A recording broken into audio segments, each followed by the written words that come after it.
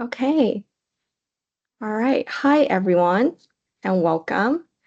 Um, Thank you so much for joining us for this UN 2.0 event called Connectivity for Refugees, partnering to connect the forcibly displaced. My name is Betty. I am an Associate Innovation Officer with UNHCR, and I'm part of a multi-organizational team supporting the Connectivity for Refugees initiative. I will also be your session moderator today. So, to kick us off, here's an overview of what we have in store for the next 15 minutes. We will start with a bit of context setting about the initiative, but really this session is about showcasing the collective efforts to establish meaningful connectivity for displaced communities. So we'll be hearing from UN agencies, governments, industry leaders, and NGOs about concrete initiatives making a real difference on the ground. To get us started, we would love to know who's in the room with us. So please take a moment to respond to a short 3-question poll you'll see on your screen now. So if you can join slido.com over your browser or use the QR code to scan to join, that would be great. I'm going to pause here to give everyone a chance to join our short poll. And as people are joining, I just want to share a quick housekeeping note before we dive in. You'll see that videos and mics are remain off this session. However, our chat function is open and active, so please feel free to drop your questions or comments in the chat. At any point, we will have colleagues respond as we go. Okay, so let's jump into the Slido. If you have any trouble joining, please also flag to us in the chat. So the first question is, where are you joining from today? You can type in your country or also your city.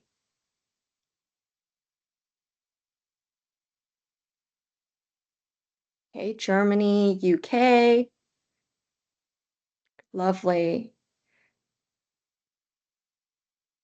Awesome. Great to see a lot of the geography represented here as well from different regions. And great to see the interest that we have across all of these geographies. Amazing. Okay, next question. What type of organizations are you working in? As some of you may know, Connectivity for Refugees is a cross-sector initiative. So we love seeing stakeholders from different sectors playing different roles in expanding connectivity. So really great to see some of the international organizations as well as private sector represented here, as well as the nonprofit sector. We definitely need to recruit a few more government officials for this meeting, but love to see the not geographical, but sectoral breakdown of some of the participants here. Awesome. Okay, last question related to connectivity really is, which area do you think multi-stakeholder collaboration is most needed to improve connectivity for refugees? Feel free to select one or multiple areas that you see there are opportunities for collaboration.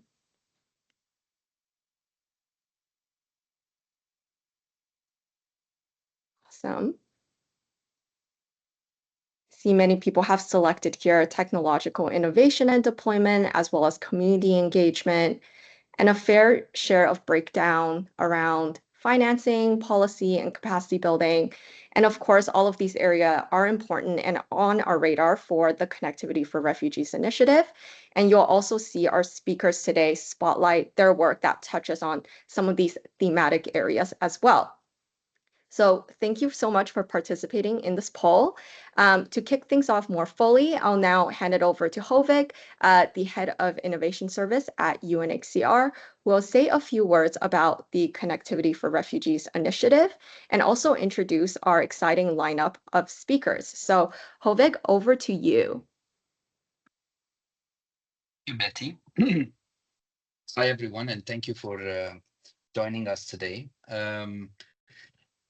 You know this already, that we have over 120 million forcibly displaced people in the world, and the number is unfortunately on the increase. And this is happening in times of dwindling resources and never-ending wars and conflict. Now, yes, that's the bad news. but also within this time frame, um, tech advancements are going at a very, very rapid pace. Now, within that accelerating technological advancements, um, these can present big opportunities for forcibly displaced people if we do things right. And if we don't, we can increase the digital gap amongst the most vulnerable communities. Many of you know that those who are the most vulnerable in this world live in the last mile. Many of them are forcibly displaced, and many of them actually don't have access to technologies. But when they do, that has a transformative effect on their lives. And so for us, refugees, connectivity is the starting point of a massive change in their lives or a potential for massive change. Um, I've seen this in my own personal life, how much, and I think this started in, if I recall, in 2011, where when refugees were crossing from Libya into Tunisia, the first question I got was, where can I charge my phone and where can I get a SIM card? Because that was the first thing they thought of, which is connecting with their loved ones. So for refugees and displaced people, obviously connecting with those left behind is very important. But beyond just being in touch with their families, um, this allows them to have access to remote learning, to financial inclusion, to also job opportunities, livelihoods opportunities. Um, but all of these can only happen if they actually have connectivity and access to devices. So this is why we believed that there is merit in us launching a global initiative called Connectivity for Refugees, which we launched in 2023 at the Global Refugee Forum to ensure that we keep our word and we connect. And our objective is to connect 20 million forcibly displaced people by 2030. Now, when I say we, I don't mean UNHCR. The we is the family of people who believe in this journey. And the journey started with a few, and now the family has grown. So we're very happy to have a group of like-minded colleagues on this call who will all speak later on. But the journey started really with our colleagues at ITU, at GSMA, the Government of Luxembourg in Spain, and Cisco, who together we launched this initiative at the Global Refugee Forum, and now we are making very good steps forward. Um, so this is basically looking at connecting refugees globally, but for us to have reasonable goals, we already have a footprint in more than 10 countries where we're focusing on bringing connectivity solutions. And obviously, all of these actors, work very closely with governments, development actors, private sectors, civil society, and communities to bring connectivity to the last mile. Now, we have a few areas that we focus on, namely, we collect the data so that we actually um, have an evidence-based approach to bringing solutions. We work with local connectivity systems so that our interventions are also sustainable. And we would like to unlock investments in the last mile so that we bring those solutions, either short-term Wi-Fi expansions all the way to major infrastructure investments. So our ultimate goal is to ensure refugees have the same rights and opportunities to connectivity as host populations. And we believe this is an achievable goal. Now, in the next 30 minutes, you'll hear from a wonderful set of partners who are helping us make this reality. We have amongst the group uh, Vanessa and Walid from ITU, Barnaby from GSMA, Johan from the World Bank, Lisa from Vodafone, Emily from Save the Children, Gilles from Luxembourg, Cyril from our colleague from Chad, UNHCR, and Enko, also our colleague from Ethiopia. So a wonderful group of colleagues who will share their vision and their insights into how we can bring connectivity to refugees in the last mile. So with that, I spoke too much. Over to you, our master of ceremony, Betty. Thanks, Hovig. So kicking off our presentation here today is Vanessa and Walid from ITU. So over to you both on visualizing connectivity for informed action. Thank you, Betty. So I'll get started. Next slide, please.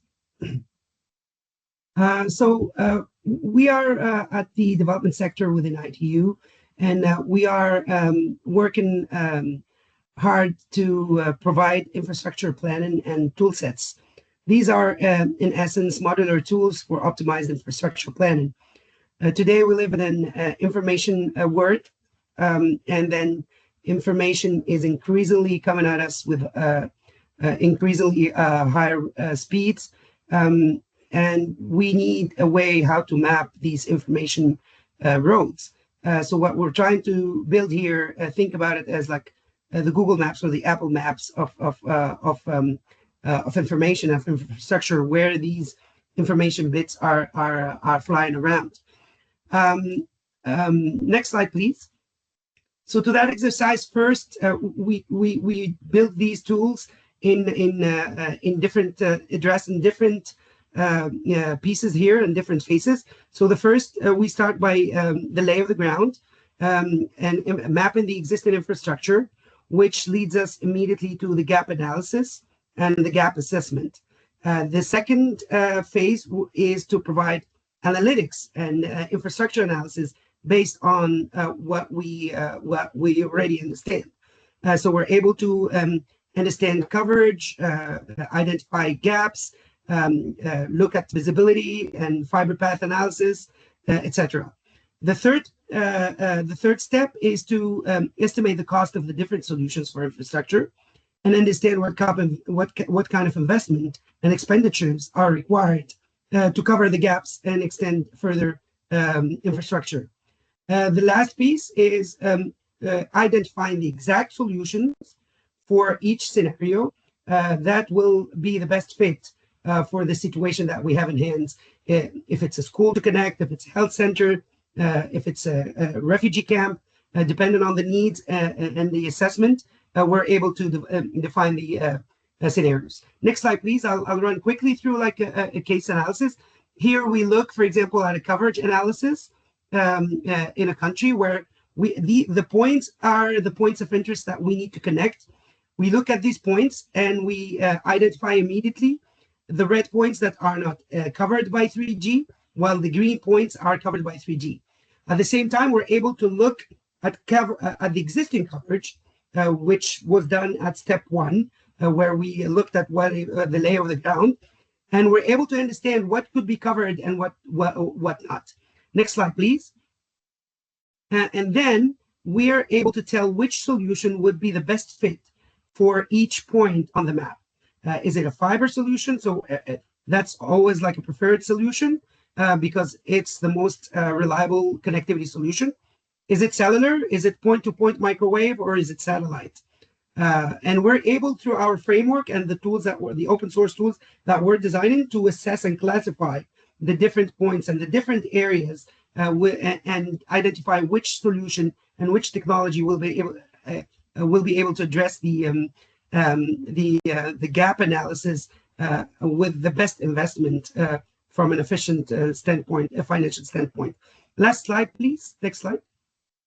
And then the outcome of all this exercise is to identify here each point with each technology. So, for example, here, I think the dark, it's a little bit small, but you can read it if you zoom in. The dark points can be covered by fiber with a financially feasible project. While the red points are covered by satellite or VSAT solutions, and that gives you an idea of what technology should be deployed in which area and for which, for example, refugee camps or health center or school. Over back to you, Vanessa. Thank you very much. Yeah, just very briefly to highlight that within ITU and in complementing what Walid just presented on the infrastructure information, infrastructure data we have. We have a number of tools that we produce within ITU, especially in our emergency work, that allow us to actually sort of live track connectivity levels using crowdsourced data. We also have a partnership with Microsoft and Planet and the University of Washington, where they produce a population layer, which then overlaying that with our connectivity data allows us to identify where people have connectivity and where they don't. Next slide, please. So we're super excited to contribute to this project because obviously when we talk about connectivity for refugee, it's really important to know, what is the connectivity level of refugees. So we tested this with the available tools we have at the moment in Uganda, and this is just a map of Uganda where we've overlapped the data we have and looked at the population.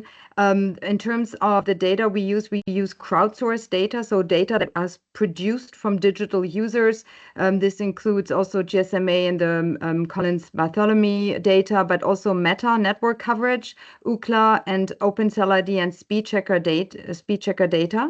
Next slide, please. And what we can then see is sorry, next slide, thanks. So what we saw in Uganda is that we have very high 2G, 3G plus mobile coverage in these refugee camps, but we do see gaps. We also observed data points, they are lower in refugee camps than the national average for Uganda, which is interesting and requires some more research. And then also fixed broadband is limited due to the distance from the national fiber optic backbone network. So what we suggest here to do is that we recommend in the refugee camps to conduct long-term speed checker measurement campaigns, and also very interesting to deploy field test equipment within these refugee camps. And we can actually also work with people, with the refugees in the refugee camps, for them to provide data. That means when they use their phone, they download a very simple app that doesn't provide any information except for the speed and the connectivity level. So that could feed into our system, into our tools, and allow us to provide even better data on the connectivity levels in these refugee camps. So again, really exciting to contribute to this. Thank you. Thank you, Walid and Vanessa. Next, we have Barnaby from the GSMA speaking to partnerships with mobile network operators. So over to you, Barnaby. Great, thanks so much, Bessie. And yeah, great segue from our friends at ITU. So the GSMA is the Association of the Mobile Ecosystem globally, representing mobile operators and related technologies. And in our team, Mobile for Humanitarian Innovation, we work to reduce the inequalities in accessing digital humanitarian services. And we do a whole range of different things, including this really important initiative supported by the industry, by the UK and Swedish governments.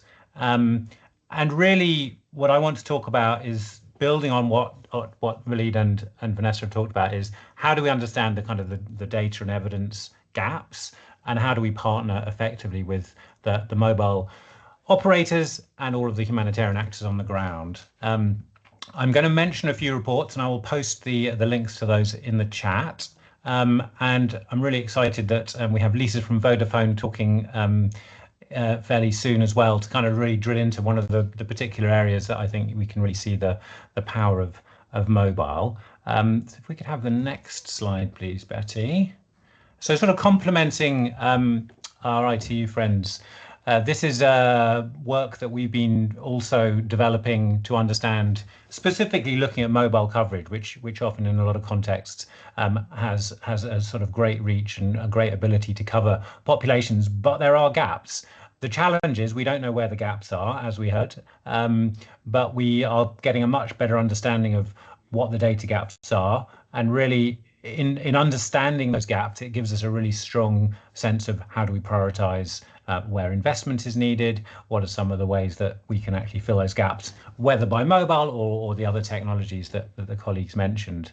So we've developed a methodology which we've piloted in a few countries, including DRC and Nigeria, and we're currently wanting to expand that to a number of other countries beyond Chad, which you can see on the screen.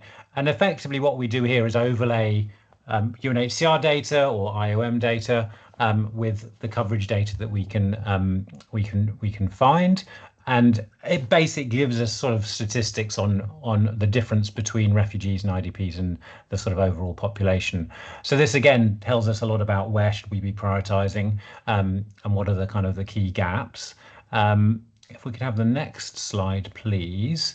But a really important complement to that is sort of understanding not just the kind of the hardware and the sort of the ways in which we have the kind of infrastructure, but how do people use their phones? Our research over the years and working very closely with UNHCR in particular has really helped us understand that in different countries, sorry, this is a little bit small, but these are graphics from a report that I'll pop in the chat called Digital Worlds. And this is really building on a toolkit called the Connectivity Needs and Usage Assessment Toolkit, which is to understand from a user perspective, what are the different ways in which people and communities are actually using their phones. And so just, for example, in northern Lebanon, for Syrian refugees, mobile phones are really central to their lives. Connectivity is quite good, although there are problems with charging, and there's huge challenges with, concerns about being sort of visible online. By contrast, in Papua New Guinea, where we researched IDPs, much lower ownership of smartphones. People tend to borrow simple phones. So a real challenge there in terms of understanding the local context and the user needs. Now, if I can go to the last slide, this is really then something that allows us to partner between the mobile industry and a range of different humanitarian and development actors. And we've put out a lot of different examples. There are some on the screen of the different ways that using these data gaps, the kind of partnership is a way to bring connectivity to displaced populations. And I think the sort of programming on the ground, working with policy and regulatory reform, and really generating these sort of win-win where industry, humanitarian development partners, governments are really sort of working in sync. We're really excited to be part of this initiative and see huge opportunities. So appreciate the opportunity to be part of this. Thanks very much. Back to you. Thank you, Barnaby. And thank you both, our partners at GSMA and the ITU, for supporting some of this important work. Over to you now, Johan, to talk about the regional digital integration projects. Okay, great. Grand, thank you very much. We can jump to the first slide, Betty. So my name is Johan Bjurman Bergman. I am our global lead for digital in fragile and conflict-affected situations here at the global team in the digital vice presidency of the World Bank. Within this program, we focus on generally improving the implementation of World Bank digital projects in fragile and conflict-affected situations. One of our key themes is around refugees, IDPs, and host communities and digitalizing their lives. One of the key ways that we're doing that is through regional projects, which help integrate different countries and in so doing helps unlock access to digital services, jobs for hundreds of millions of people, including refugees that live in those areas. We see some of the drivers of lack of access to digital services and jobs, uneven international connectivity, lack of fiber links, internet exchange points, poor regulation and restrictive cross-border data flow regulations, as well as domestic monopolies and just bad competition situations, which keeps prices really, really high. Some examples from Africa, when we started working in the Horn of Africa a couple of years ago on these regional integration projects, about 95% of the adult population in the Horn did not have access to meaningful broadband. In Eastern and Southern Africa, more recently, about 64% of the population only are covered by high-speed internet, and just 24% are using the internet as of just a year and a half ago. So the approach we're taking here is really looking at affordable, high-quality connectivity, rolling out interoperable and secure data systems that allow for that data exchange that is required to foster both digital services and the digital economy, and then focusing on productive digital use through training and ensuring that people can use those services and take advantage of those jobs. We provide 3 types of support: financing, as you know, we are a bank after all, but then also more and more on what we call our knowledge bank through analytical and advisory services, as well as through convening mobilization and partnerships. And so what is really special about our regional integration projects, which are primarily in Africa, is that they really include a special focus on refugees and internally displaced persons to ensure that they are also included in the design and development of infrastructure and policy frameworks. In these locations in the Horn of Africa, as well as in Eastern and Southern Africa, we are focusing not just on connectivity, but also on the enablers of productive use, including specifically digital ID. So one example is our Borderlands project under our East Africa regional integration projects, where we're bringing reliable 4G internet to refugee, IDP, and host communities in a few borderlands of Ethiopia, so both towards Somalia as well as towards the South Sudan borders. Really bringing better internet access, making it cheap and easy for people who live there, both host communities and those who are forcibly displaced, to get online, and then giving them the skills that they need to use those digital services. In Ethiopia, as a country, we are supporting the Digital ID Authority to really roll out digital ID to all legal residents in Ethiopia, including refugees. This has been a long process where a very robust technical assistance from our ID4D, ID for Development team here in our global team really preceded this project, which now is allowing the FIDA ID project to offer over 1 million refugees and millions of internally displaced persons a pathway to legal identification, which is also digitally recognizable, and opening up those digital opportunities. And lastly, the most recent digital integration projects that we have is our Eastern and Southern Africa one, which we call IDEA for short. Broadly, the project includes a number up to 15 countries and economic communities in the region. But particularly what we're supporting currently is helping COMESA to develop a regional inclusion plan, which covers refugees, host communities, and other vulnerable groups, which then can be backed with additional financing and support throughout the running time of this project, which was just recently approved last year and will run for about the next 8 years. We can jump to the next. So based on these experiences, we're really trying to move towards a strategic framework to guide our investments in connectivity and digitalization for refugees, forcibly displaced persons, as well as their host communities, which is incredibly important to us. We really look at sort of the last mile connectivity and power, the foundation for everything to really unlock just the access to internet.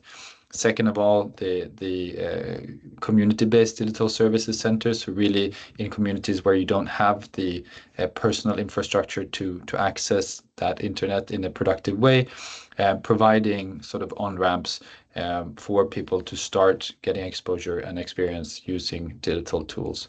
Then following that up with affordable devices, and this is something that we're really focusing on, not just for refugee and forcibly displaced populations, but more broadly to really support productive use and access across our client countries. And then also layering that with digital literacy and skills to really foster productive use. And finally, inclusive digital services through key enablers like the Digital ID program that I mentioned in Ethiopia, but also working with other colleagues on mobile payments, on both for sort of digital economy applications, but also for social protection, as well as other services to enable improved sustainability of that delivery. In our Africa, East or Central Africa portfolio, we have currently about $80 million from the IDA window for host communities of refugees, which is active and is currently being deployed towards several of these priorities. And we look forward to continuing to update this group and our broader community on the progress of those projects as well. So in summary, really what we're trying to do is to help overcome and remove the key barriers on the country and regional levels in terms of policy, in terms of investment in infrastructure that enables a more competitive market that then benefits not just refugees and forcibly displaced persons and their host communities, but the countries at large, and creates better opportunities to access digital services, as well as better opportunities to engage in the digital economy. Thanks very much. Thank you so much, Johan, and looking forward to our further collaboration in advancing meaningful connectivity here for refugees. So over to you next, Lisa. Lisa is from the Vodafone Foundation and will be speaking on our strategic partnership with UNHCR to advance digital education for refugees. So Lisa, the floor is yours. Thanks, Betty, and thanks to the previous speakers. I'm learning a lot as we're going along. It was really interesting presentations. So if you go to the next slide, as we've talked about, as Hovig highlighted, there are more than 120 million people now forcibly displaced, and of those, 41% are children. And as we know, in this community, displacement now lasts an average of 20 years, meaning entire childhoods and school years are spent in refugee camps, which creates enormous problems for education. For example, at the secondary level, only 42% of refugee children are enrolled in school. So, next slide, please. So this is where the Instant Network Schools program comes in. It's something we've run for over 15 years together with UNHCR. It's a strategic partnership with UNHCR and the Vodafone Foundation, and together we support quality education in refugee hosting schools. The program is built on 3 core principles: human-centered design. We listen to the communities we serve and co-create solutions which reflect the local curriculum needs and realities they face. Modular solution, it adapts to local conditions while delivering a complete digital learning ecosystem. And it's a holistic approach. We provide all of the elements you need to make a digital classroom work, including hardware, connectivity, solar, teacher training, educational content, and local ownership. So if we go to the next slide. Thank you. So obviously, we're bringing different strengths as partners with UNHCR and Vodafone Foundation. We try and bring our unique abilities to this partnership. So UNHCR brings deep expertise in refugee education, access to the communities, and the long-term presence on the ground. Vodafone Foundation contributes technology, innovation, connectivity, and a global volunteer network. And together we deliver an end-to-end solution, which addresses the issues that we've discussed in this call, such as the connectivity, but also things like power. So it is solar powered, so that there is no concern around power or any of the other challenges. So if we go to the next slide. So currently our reach, we are supporting 131 schools across 6 countries. These are Kenya, Mozambique, Egypt, DRC, South Sudan, and Tanzania. Our aim is to reach 500,000 students by the end of 2026. And currently we're reaching 378,000 students and 6,800 teachers from both refugee and host communities. We focus on secondary schools, which are currently the most underfunded. And then beyond formal education, if we go to the next slide, the classroom also supports extracurricular initiatives that help children feel safe and connected and involved in the digital side of the world. So this can range from ICT boot camps to girls to language labs for non-native speakers, virtual museum tours, which is one that you can see on the screen, where we worked with artist Lisa Milroy, who gave a tour of the National Gallery to refugees in Kakuma refugee camp. There's also cinema sessions, a journalist contest, which last year ran, I think it was on sports, and the year before on climate change, and live online lessons connecting schools across countries. So just to conclude, INS isn't really just a program. It's really about a shared commitment to equity, to opportunity, and to hope. I am myself the granddaughter of refugees. I know what it's like to have your life overturned, and my grandparents were teachers, so they, you know, their savior, as it were, was this ability to be able to go and educate. So it is so important that education is there, even though it is maybe not the first need. It is the one that will change people's lives, and it is the one that refugees tell us is so important for them to have hope. Thank you very much. Thank you, Lisa. And I think UNHCR is very appreciative of this long-standing partnership and impact in its space. So thank you again. Next, we have Emily from Save the Children, who will speak a little bit more about the Kumwe Hub in Rwanda. So Emily, over to you. Great. Thank you so much, Betty. Hi, everyone. My name is Emily. I work for Kumwe Hub, which is the innovative finance arm born out of Save the Children Rwanda. I'm working as a programs manager on a program called Bridging the Digital Divide. It's a program that just finished after running for 2 years, where we wanted to test trying to create sustainable refugee-financed internet access. So I'll tell you a little bit about that, and then I'll have a little video at the end. So the way that we started our program was really with this desire to commit to human-centered design and figuring out what are the actual needs that refugees have and what happens if we actually let refugees design their own solutions to their own problems. Next slide. What we learned in Rwanda is that Rwanda has around 150,000 refugees living in refugee camps, and only around 13% of those are connected to the internet. The reasons that they are not connected to the internet are quite universal, but I'll just reference them quickly here. What they told us is that smartphones are too expensive, data for their smartphones is too expensive. They don't have access to charging stations. Even if they did have a smartphone, there is very low quality and limited Wi-Fi available in the camps. The Wi-Fi that is available doesn't have computers linked to it. There's around 50 computers linked to in the biggest refugee camp, which has around 68,000 refugees. And even if the refugees did have smartphones, did have charging stations, did have Wi-Fi, did have public computers, told us they don't have the digital literacy to safely and intentionally navigate the internet. So what we wanted to do with Bridging the Digital Divide is to try to solve these pain points sustainably and affordably, so we could actually create long-term solutions to these problems. Next slide, Betty. So the way that we did our design was we brought in refugees, refugee children, refugee youth, refugee parents. We brought in the private sector, and we brought in camp partners into the same room, confronted them with these pain points, and then asked them to come up with solutions that they wanted to see happen in the Mahama refugee camp. And everything they designed is actually what we've implemented. So we've ended up having around 27 pilots over the past 2 years, testing these different models that they came up with.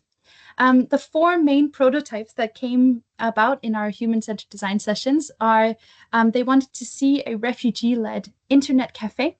They wanted to see a digital literacy training that should be run as a business. They wanted to see blanket Wi-Fi solutions, and they wanted to see device financing. So we've tested, I don't have time to go into all of them today, but the results are very, very exciting. I'll zone in on the internet cafe that we set up. Yes, so the internet cafe that we have set up was, the way we did it was by identifying a refugee entrepreneur.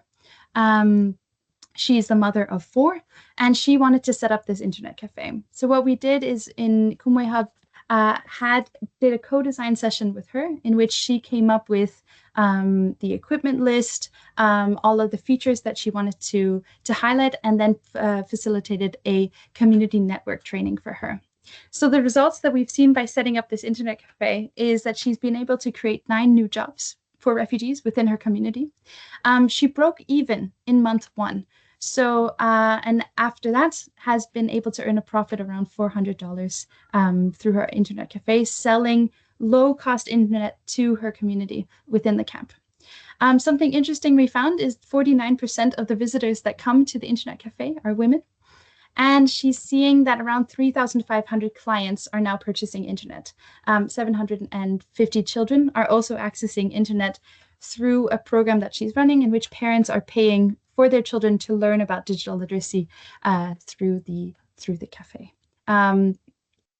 So I think we have a small video just highlighting all of the other programs as well. So I'll just pause here.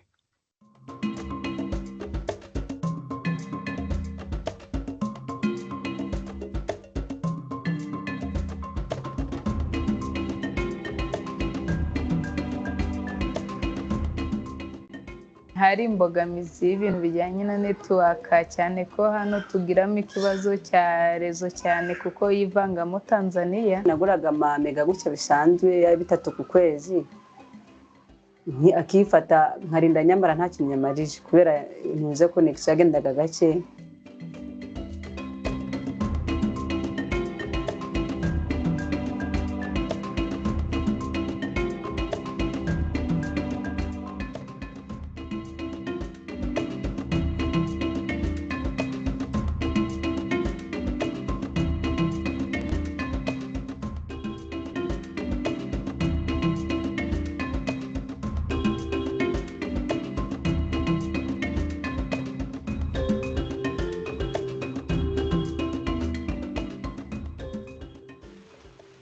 Umwana wahize computer kandi arayiga neza, arayimenya, turahacaginga. Iyo ndi hano nkunda gusubiramo amasomo, gukoresha telefone iyo turi kwiga udukuru. Abana baraza bagafata imashini amasomo ya nesa aba ari online, akaba yayaccessinga neza.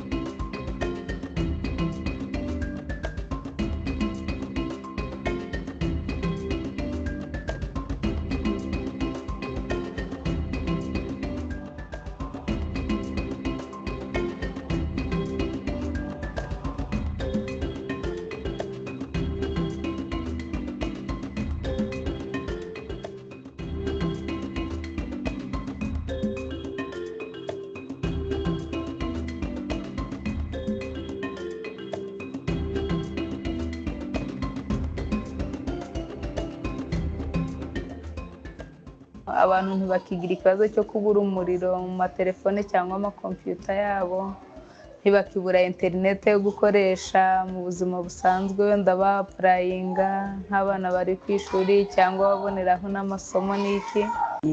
Hari igihe mvugana n'umuntu wenda ndi kwaka nk'akazi ugasanga akoresha ururimi rw'icyongereza sinduzi cyane, nkajya nkoresha translate. Ntafite rero iyo wifi yihuta ntabwo byajya bingora.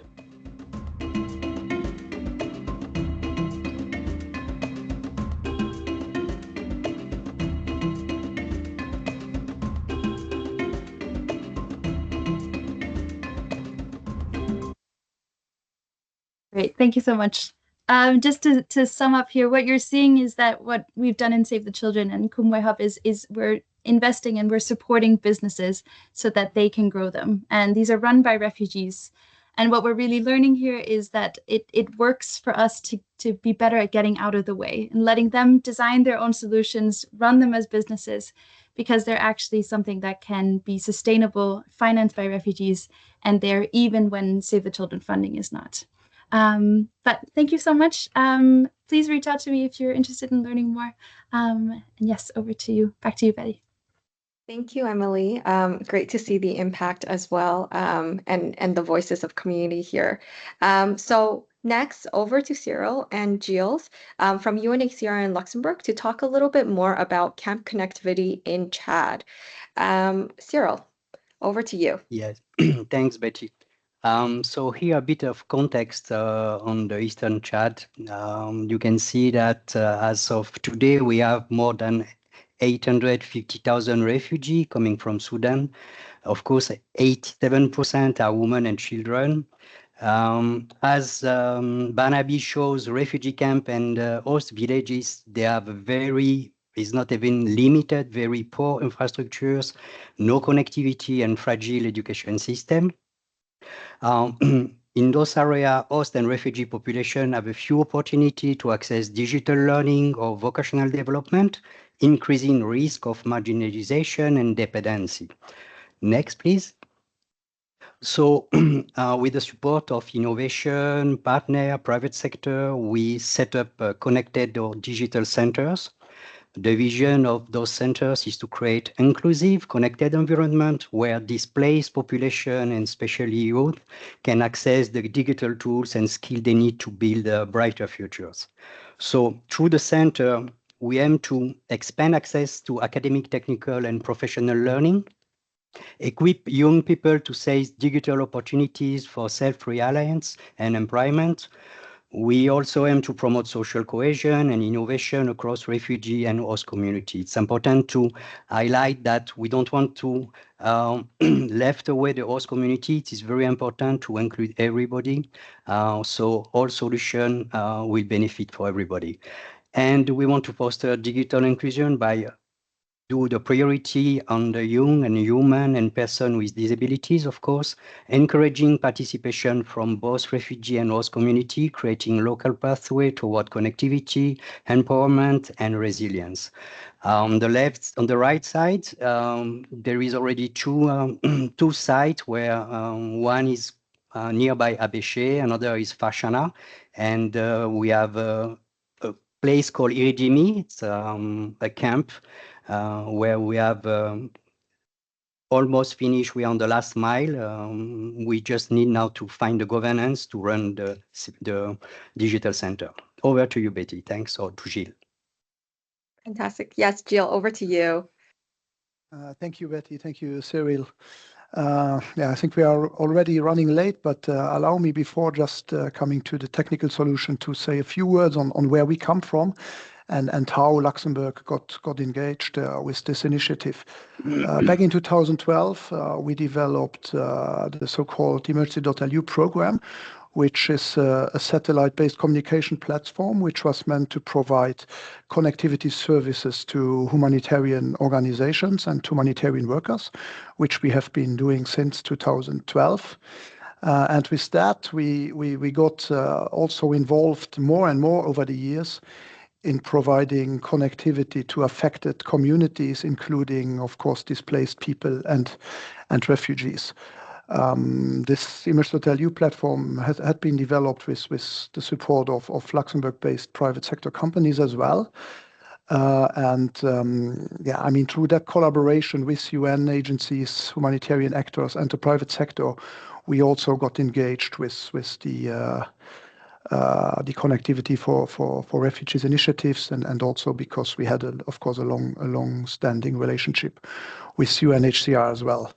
What do we provide to, or how do we contribute to the initiative? Of course, as a donor organization, we provide funding. I mean, that's what donors do. But in addition to that, we are also contributing in general to the discussion. We try to advocate also vis-a-vis of other donors about this initiative and about the importance of connectivity for humanity or for people affected by humanitarian crisis in general. And we also provide through Emergency.lu in-kind contributions such as satellite-based communication systems to support this initiative, and we plan to do so very soon in Fashana in Chad to support Cyril just presented. For us, that is a pilot project with a new solution, the so-called O3B Empower system by SES. You might have heard about O3B. Empower is actually the second generation of O3B, and it's a satellite-based solution which is meant to provide backhaul satellite connectivity. So it's not an end-user facing solution, but it's really meant to provide connectivity to mobile operators, ISPs, etc. And we will deploy that in Chad to provide connectivity to this center, but also the broader humanitarian community. A few words about the technology. Let me be brief. We might be able to present at the next stage. But it's really like a high throughput solution, so we can do like 1.5 gigabit per terminal. So really making sure that enough capacity is available. On this slide, you see a few pictures of antennas which are already deployed in DRC and Sudan and South Sudan. And for Chad, for Fashana, we actually, as I said, it's for us also a pilot. So we are looking into providing a capacity of 60 megabit per second down and 20 megabit per second uplink. And see if that will make the job or if we have to adjust. And you see here as well, of course, I mean, there is SLAs coming with the solution, making sure that the capacity we provide is available at all time. And in addition to the satellite link as such, we also provide an SD-WAN-based network, which also includes cybersecurity features to block and manage traffic, because we think that this is also very important, because we can not just, provide simple connectivity to these communities without making sure that we are able to block traffic which might not be allowed in the country, or which we might not have to or not want to be used by the communities. So we have also a platform to manage that. And as I said, this is a first trial. We also know that, and it has been mentioned, that satellite connectivity is not the most sustainable solution, but there are places around the world where there might not be any other solutions at the moment. So we would be ready to support, and we're already discussing a second site in DRC for the connectivity for refugees initiative as well. Running out of time, I stop here. I could talk a lot about the technology and what we do in general, but as Luxembourg, we stay committed to this initiative also in these difficult times we all face. Looking forward to deploy the solution in Chad and work with you all on the initiative for connecting refugees. Thank you very much.